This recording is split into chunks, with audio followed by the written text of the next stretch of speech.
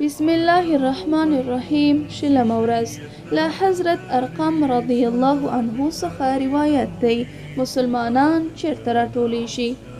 تر اوسه ډیر ځوان وم، خو په مکه کې مې د بیلابیلو عمرونو له خلکو سره ملګرتیا درلوده. په ځانګړې توګه د بوډاګانو او مشرانو خاطرو ته به مې ډیر غوږ نیوه. یوه ورځ مې واورېدل چې د مکې اوسیدونکو په خپل منځ کې داسې ویل: د ابوطالب وراره محمد خپله پیغمبري اعلان کړې ده. غریبان او غلامانو له همدې پیل څخه په هغه ایمان راوړی دی. که همداسې مخته ولاړ شي او کومه چاره ونه لټوو، ټوله مکه به د هغه تر فرمان لاندې راشي. محمد صلی الله علیه وسلم یې پیژانده.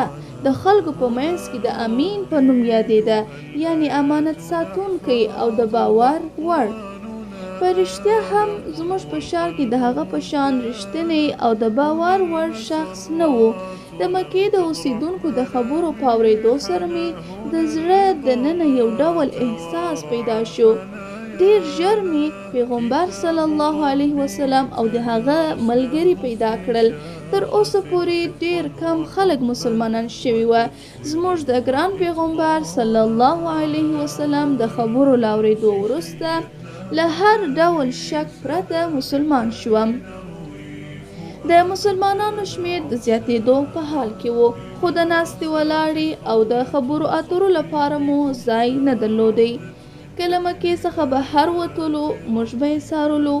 د پیغمبر صلی الله علیه وسلم کور ته نشوای ورتللی، ځکه په ډېرې اسانۍ سره پوهېدل چې څوک مسلمانان شوي دي. زه د مکې د یو شتمنې کورنۍ زوی وم. د مکې په مرکز کې مې کور درلودی. کعبې ته ډېر نږدې و.